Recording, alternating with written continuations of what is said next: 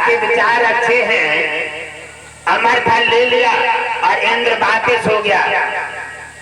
अमर फल लेकर के राजा ने विचार किया, क्या ये अमर फल खा करके मैं क्या करूंगा? ये अमर फल जाकर के उन ब्राह्मण को दे दिया जाए, जो ब्राह्मण अमर फल खा करके अजर और अमर हो जाएंगे, यानी जवान हो जाएंगे और कभी भी बुढ़ापा नहीं आएगा। उनको खा करके उन्हें दे दिया जाए और राजा रघु अपनी तपस्या छोड़ करके अमर फल लेकर के और ब्राह्मण के पास राज्य में दोबारा प्रवेश कर गए।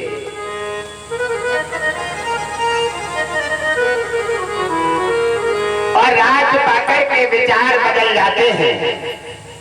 उसी समय जाकर के जैसे ही राजा जाते हैं और राजा को जैसे ही उन्होंने देखा कि आज राजा रघु पधार रहे हैं, आज ये राजा क्यों आए? लगता है कोई गड़बड़ है, लगता है क्या कोई गड़बड़ है।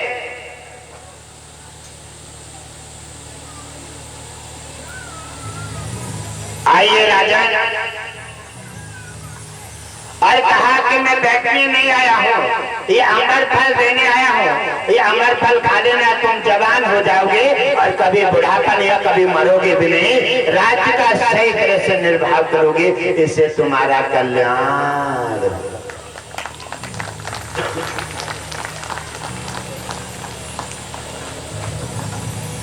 अमर फल तो ले लिया, अमर फल लेकर के वापस हो गए और अमर फल उन्होंने भाई रख लिया और विचार करने लगे कहीं जाना गड़बड़ तो ना आए। कहने लगे राजा परेशान भय हो तो जामे कुछ जहर और मिले लाई हुई। बुद्धि बदलते देर नहीं लगती है। विनाश काल विपरीत बुद्धि, आफत काल मर्यादा नास्ते। संग जब बदल जाता है तो सब कुछ बदल जाता है। संगत से गुण उपजे, कुसंग से गुण जाए, बांस फांस मिश्री एक ही भाव बिकाए। और कहते अमर फल खाया नहीं, अमर फल लेकर के उन्होंने रख दिया और पीछे राज्य के पीछे खाई थी वहां पर फेंक दिया और अमर फल फेंक दिया। उसे अमर फल विष्णु लोक से जो फल आया है वो कभी समाप्त नहीं होता। उसी में से एक पेड़ तैयार हुआ और इसी पर ऊपर एक फल आ गया, फल आ गया और वहीं पर आराम से रहने लगे। और राजा रघु तपस्या पर चले गए, क्योंकि उनका कोई छल कपट है ही नहीं। जब थोड़ा समय व्यतीत होता है, 2-4 दिन हुए और 2-4 दिन के बाद वहीं पर उन्हें के राज्य में एक धोबी रहते थे और बड़े आराम से रहते थे। राजा के पीछे उनका मकान था और बड़े संगठन के साथ रहते थे। एक दिन क्या हुआ, रात्रि में उनमें झगड़ा होने लगा, पत्नी में, और इतना झगड़ा हुआ कि मरने मारने में नंबर आ गया। और धोबी कहने लगी कि आज हमें किसी प्रकार से नहीं जीना है और आज राजा के राज्य में विषैले फल खा करके आज अपनी आत्महत्या कर देंगे। जब ही वो धोबी राजा सो गए और कैसे चुपचाप उठ जाती हैं और राजा के राज्य में पहुंच करके और वहीं पहुंच जाती हैं और उन्होंने देखा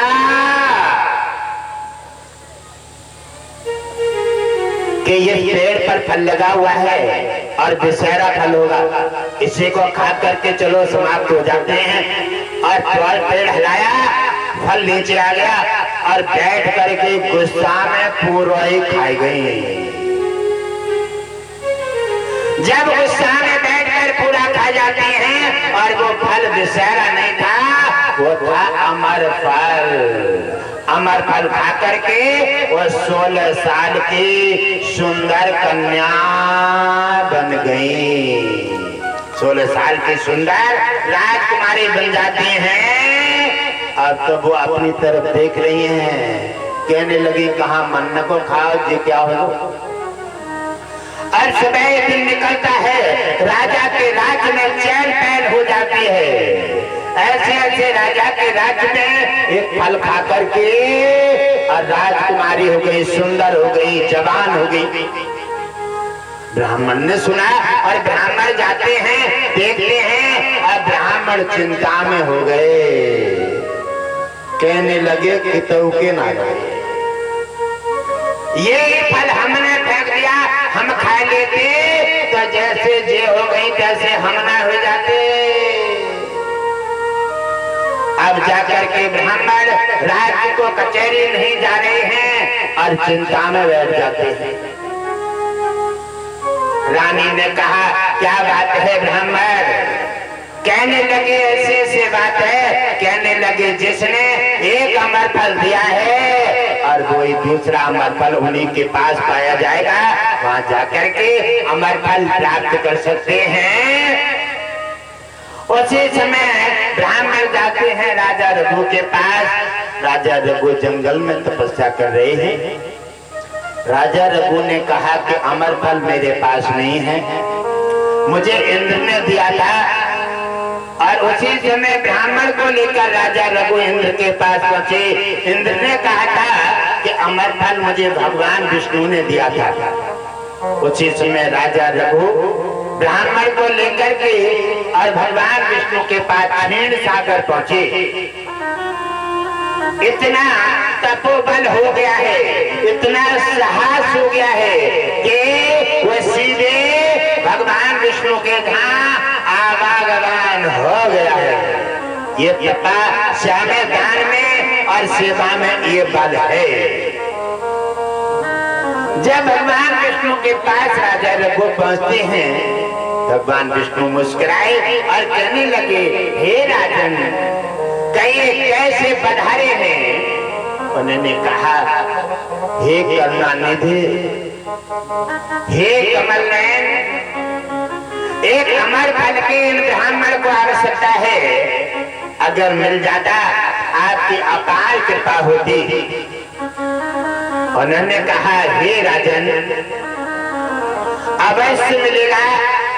और चाबी उठाई और राजा रघु के सामने उन्होंने फेंक दी। ये जाओ 4 कमरे हैं और इसमें से खोलो और 4 कमरों में उसी में पाया जाएगा अमर फल, और जिसमें मिल जाए उसमें से ले आओ। अमर फल लेकर के एक रूम खोलते हैं, उसमें देख रहे हैं कि एक माता शरीर में हजारों जख्म हैं और एक एक जख्म में 1,000 कीड़ा गिर रहे हैं और हाय हाय चिल्ला रहे हैं। राजा रघु ने कहा मैं क्या अमर फल लेने आया था और मुझे क्या ये संकट दिखाई दे रहा है। और रूम बंद कर दिया। दूसरा रूम खोलते हैं, उसमें एक वृद्ध बड़े बूढ़े वायु स्थिति में पड़े हुए और वो भी चीख रहे हैं, हाय हाय चिल्ला रहे हैं। और भी रूम बंद कर देते हैं और तीसरा रूम खोलते हैं, उसमें राजा रघु की जो रानियां 101 जो संकल्प करके राजपाट ब्राह्मण को दान दे दिया है, और उस कमरे में राजपाट और रानियां उसी कमरे में दाखिल हैं और इंतजार कर रहे हैं। राजा रघु ने कहा ये राजपाट रानियां तो मैंने ब्राह्मण को दान में दे दी है, लेकिन जहाँ फोटो कॉपी रह जाती है असला दान असली भगवान विष्णु के रिकॉर्ड में दाखिल हो जाता है। और भी रूम बंद कर दिया। चौथा रूम खोलते हैं, उसमें अमरफल पाया जाता है। अमरफल लेकर के ब्राह्मण को दिया और ब्राह्मण ने अमर फल लेकर के नीचे चले आए। अमर फल खाया उन्होंने, अपना राज्यपाट सही तरह से चलाया। ब्राह्मण को कोई मतलब नहीं है, राजपाट में लीन है। और राजा रघु ब्राह्मण को अमर फल दे करके और तत्काल वापस भगवान विष्णु के पास चरणों में पहुंच जाते हैं, पैर पकड़ लेते हैं और कहने लगे, हे नाथ कृपा करके बताइए। राजा रघु बड़े हौसले के साथ रो पड़े और कहने लगे, हे नाथ कृपा करके बताइए, ये वृद्ध बड़े बूढ़े माता पिता कौन है? इनके दर्द और कष्ट ने मुझे बड़ा जख्मी कर दिया है और इनके उद्धार करने के लिए मुझे सारे जीवन का तप लगा करके और सारा दान पुण्य दे करके और इनका उद्धार किया जाए और इनके बदले का संकट हम भोगने के लिए तैयार हैं। राजा रघु बार बार रोते हैं। भगवान विष्णु ने उठा करके और उन्हें हृदय से लगाया। कहने लगे, हे राजन, मैं तो तुम्हारा साहस देख रहा था कि तुम्हारा साहस कितना है, जैसे तुम्हारा नाम है, जैसा साहस है और जैसा तुमने दान करके अपना गौरव और मानव जीवन में सनातन में जो परचम लहराया है, इसकी हम सराहना करते हैं।